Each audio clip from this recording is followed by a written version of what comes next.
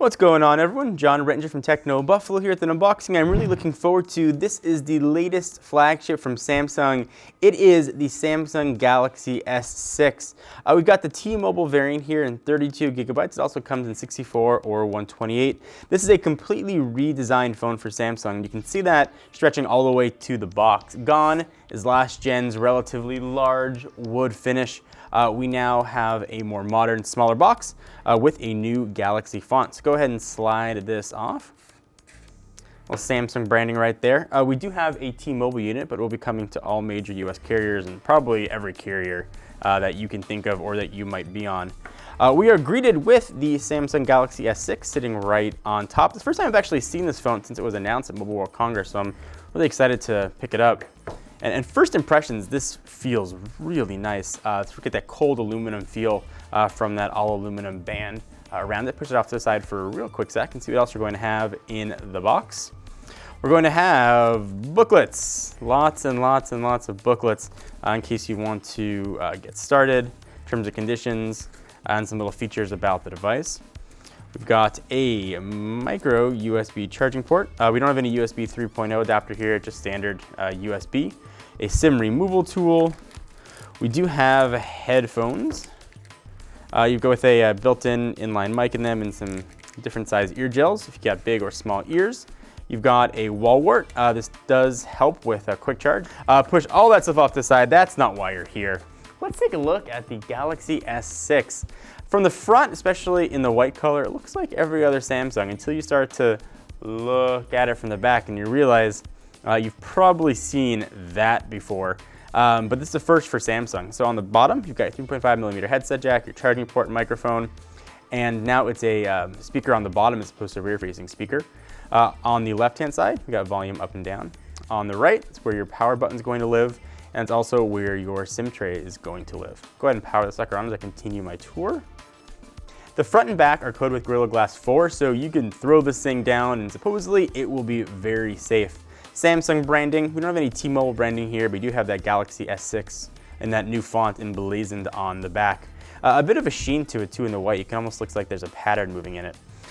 All right, so we got the phone all booted up. Let me run through the specs. You are looking at a very familiar screen size of 5.1 inches. It's a Quad HD Super AMOLED panel this time around, which means it's got a 2560 by 1440 resolution. And if you can do math quickly, that means it's got a 577 ppi. On the back, living under this very pronounced camera hump, we have a 16 megapixel sensor, which has a 0.7 second activation. If you double tap the home button, it'll launch the camera relatively quickly, as you just saw right there. It's got auto time real HDR as well built in. Front-facing camera lives right there. It's a 5 megapixel sensor that has a 120-degree wide-angle lens. This thing is a beast on the power front. It's the first time that Samsung's Exynos processor made it to US phones. It's the Exynos 7 series. It actually has two processors in it to make it octa-core. It's got a quad 2.1 and a quad 1.5 gigahertz. So it's going to be plenty fast and also 64-bit.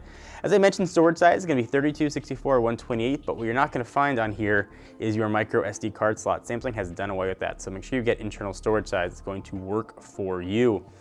Powering this guy is a 2,550 milliamp hour battery that can be charged wirelessly, really using any of the wireless charging standards available right now. All built in, no need for an extra case or back. Extremely thin device at 6.8 millimeters, and as I mentioned, Gorilla Glass 4 on front and back. I've been a bit tough on Samsung devices in the past for packing a lot of bloatware. This guy is 40% less on the bloatware. You can see that as you move around. And also you can delete any of the Samsung apps that you choose to, which is new for Samsung. It's certainly very nice and something we haven't seen recently. And if you want to add any additional apps, you can go ahead and download them from the App Store. Familiar Samsung buttons here. You've got a home button, which we'll talk more about in a second, flanked by a multitasking button and a back button. This home button is also a fingerprint scanner, but you don't have to sort of do a swipe over. You can now just hold your finger over it to unlock.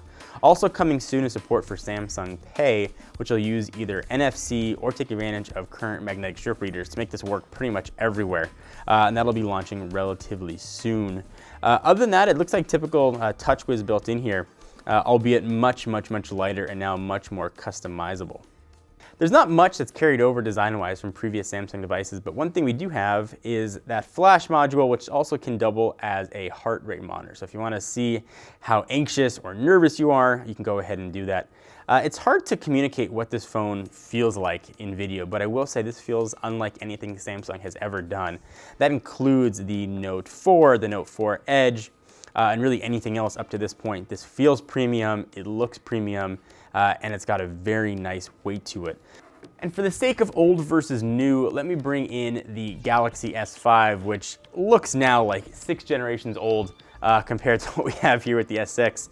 But you can see these two, at least from the front, don't look that different. Same 5.1-inch screen, but the back and the sides is really where that story looks extremely different. Flip those guys over. Difference here, aside from aesthetics, you've got support for micro SD card slot and removable battery. No removable battery here at all on the Galaxy S6. This was, I believe, IP67, so you could take it in the water. Theoretically, you can splash resistant. This does not have any sort of waterproofing to it, so bear that in mind. Some other noticeable things to know about the new version of TouchWiz. It does have a theming engine supported right out of the box, which is a nice addition as well. You can see that right there. You can go ahead and download different themes. If you don't like the way TouchWiz looks out of the box, you can go ahead and customize that without having to install a third-party launcher. So if you're looking to get a new phone in the near future, this might be one that you want to check out. Of course, we'll have a ton more Galaxy S6 coverage and Galaxy S6 Edge coverage at technobuffalo.com. If you want to make sure you catch those videos, hit the big subscribe button down below. Until next time, I'm John Rettinger from Techno Buffalo. See you guys next video. Bye-bye.